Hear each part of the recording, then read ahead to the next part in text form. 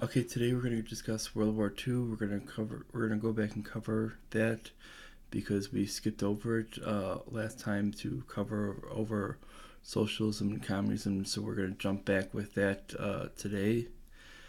Um, First off, we're going to cover over some issues on starting with where we have the expansion of the German state. That's we're gonna go over basically with where Chamberlain basically pretty much allowed Hitler to expand his state. Now people are gonna now we'll go more into Hitler with it, but pretty much he was allowing Hitler to expand his state. Now I will go into Hitler a lot more in depth with it, but and on how we should have handled Hitler with it, and a lot of these hypotheticals a little bit later. But let's just say that the way Chamberlain handled it really set some real problems for Churchill later on when he entered into office by basically using an appeasement tactic. This tactic essentially allowed him to essentially grab whatever land he was going to. And essentially because he was pissed off because of the situation of the Treaty of Versailles, it should have been automatically known that he was going to go directly after Britain and France. This should have been easily known that he was going to go directly after those two countries. Any leader should have easily known this, that his idea was to make Germany great again, and those were the number one and number two enemies of Germany. These were the countries that essentially set it up so that Germany was occupied and Germany could not have essentially any choice in their actual government the way they wanted to be run, except for what France told them they could run. Now, outside of that is we have what was going on in the U.S. Now, what most people don't know with it is most people don't know is how really the U.S. got in. Now, most people think, oh, the Japan attacked the Pearl Harbor unprovoked. Well, this is not really the case. Japan was actually provoked by the U.S. Stoking the flames by working with China. What was really going on is FDR actually had a pretty cozy relationship with Mao, as he was pretty much on the same lines philosophically as he was. So he essentially had them both attack him militarily and economically by doing economic blockades to essentially make it very, very rough for Japan to actually run as a normal country. Japan had no interest in the U.S. at this time, as the U.S. was not even considered militarily engaged in this war. So they had no interest with it, nor was China even militarily engaged in the war either. But what they did is they had Mao attack, as he was essentially buddy with with FDR. So Mao attacks him, and this infuriates the Japanese and leading to the military attack. Now, coming after that, we have the attack on Pearl Harbor. We also have the Japanese Americans being sent to internment camps. Now, most people think, oh, they're just they're just being relocated. Well, not really. These were essentially the same things as the Soviet Gulag and the Nazi concentration camps. So when people try to say the Americans were treating them better than these other countries, well, not really. They were treating them the same way that these horrible regimes were treating them, and that's really because our president really had the same ideals as Nazi Germany and the Soviet Republic under Stalin did. He really had the same ideas, so it should not become much of a surprise.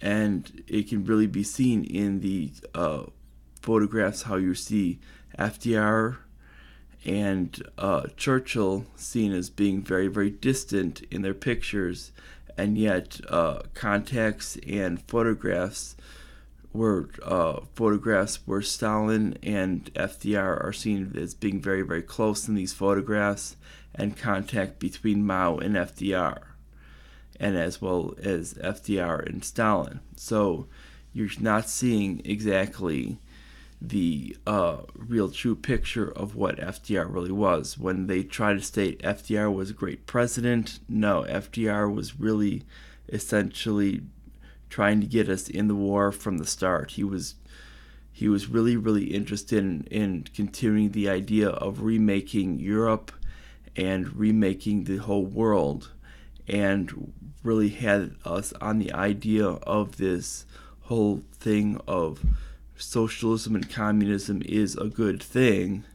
It is essentially, they just wanted to make Hitler out to be the bad guy with it, and Mao and Stalin to be the good guys in this.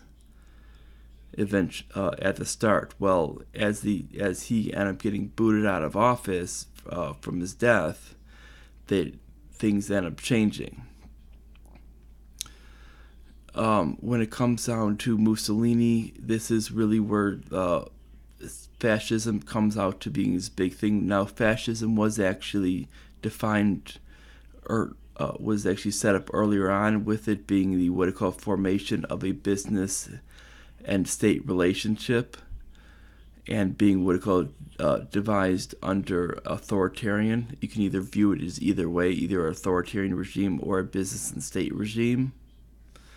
But he was the first one to actually define it as a business and state regime. It had had been going on well before him, but he was the first one to actually kind of define the thing. But it was really it was really something that had been going on well before, and it's really something that's even core ideas in other things such as progressivism. We were doing it here with Theodore Roosevelt, Woodrow Wilson, and FDR, how they expanded the government as well, and some of the modern government and crony capitalism here with it. So it's not it's not a one-party thing. It's also when you see the military state expand here as well, to extend these big military contracts as well.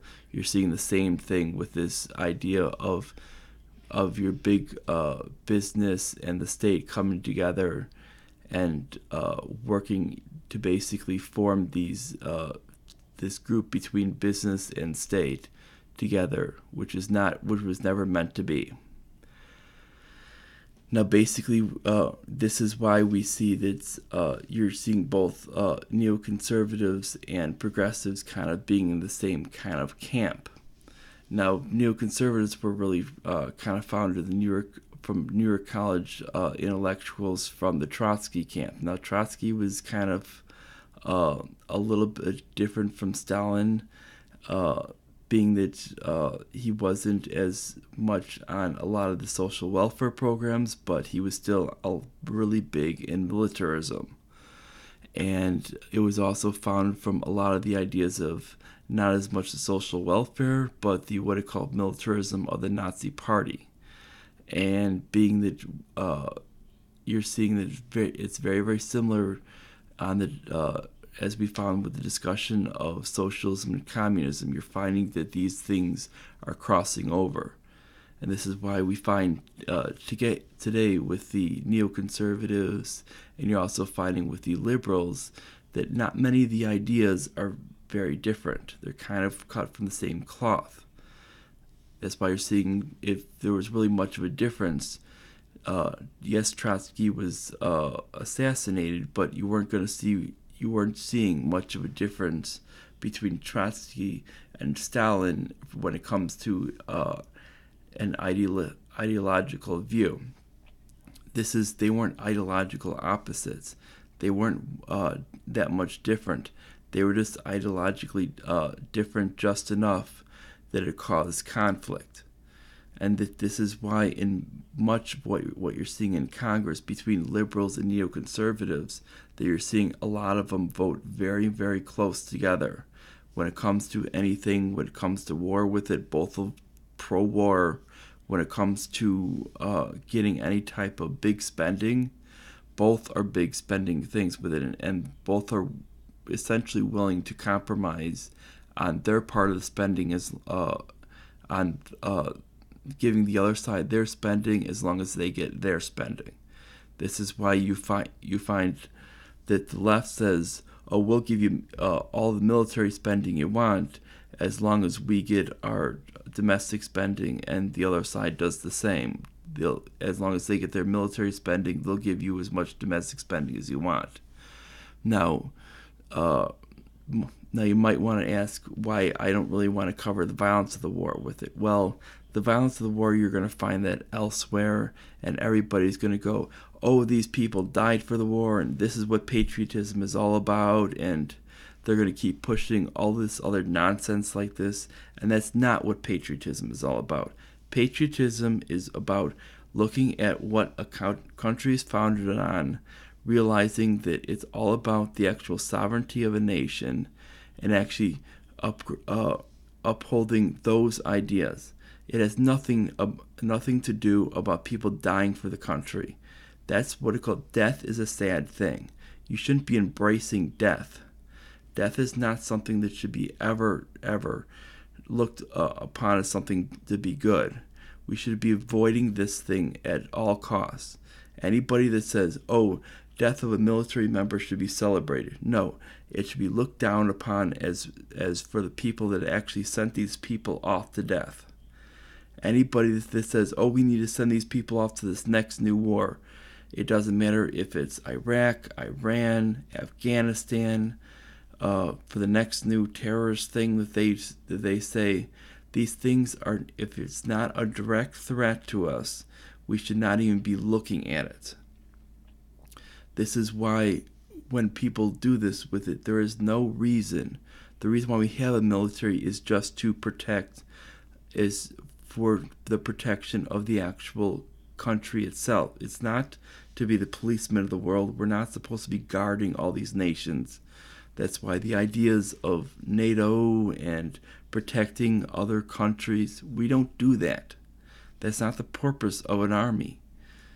The purpose of an army is only to protect its citizens, and that's why you should be looking very, very cautiously to go to war. And if you look at all the wars during the 20th century, I can't even admit that we've even gone to one war that was even worthwhile. There wasn't one. Because the fact is basically we could have, with some decent intelligence, we could have found bin Laden in Pakistan, because we knew if we would have actually looked for a while, and we wouldn't have had to go into Afghanistan. We know everything with Iraq was a dud. We know everything in Central America was a dud. We know everything in Asia was a waste of time, and we know both world wars, as I explained, was a waste of time. And this is why I refuse to really cover violence of war. Now, you might say, "Oh, the weapons of war are interesting." Well, they are, but the fact is that goes into a completely different topic. But the fact is these aren't. The actual violence of the war is completely pointless, and that's why I really refuse to go into it, because it doesn't actually solve the actual thing of actually looking into the history of the event. The history of the event is actually just what went wrong and how to solve it. We know basically of what I went over, that basically is a lot of things went wrong with World War II, and they were basically either continuations of more mistakes or really just continuations of what mistakes went on in World War I, and that should be easily noted, not the fact that so many people died and we should parade around all these people who are still alive who had to watch all of their friends die out on the battlefield. That is a sick and disgusting act. We shouldn't be doing this. We should be basically looking for a solution to end all of these wars, not looking to create more. And when you keep doing this and when you keep acting like this, you're just creating more bloodshed, and you're creating an event for the next war and the next war. And what is it for? To sell more military gear. And that's the only solution it creates. And it doesn't help out the economy. It just kills more people. When more people die, that's less people to buy goods and services, which harms the economy. It doesn't help out the economy. When other countries buy military goods with it, they're not helping out the economy. They're hurting the economy, because most of the time we're assuming debt for it, and that means there's no actual money that's exchanging hands. It just assumes debt, and there's another country that picks it up, and that country then is using debt bonds to pick it up, which means it's going into taxation from the other country. Then a country eventually is going to be able, such as China, is going to be able to basically make the foreign policy calls for our nation. And that's even worse, because then you're trading off your ability to actually make decisions for your nation just because you wanted to sell a few weapons. And I hope you like this discussion. We'll continue on with a few more discussions on history in the next one. And thank you. Bye.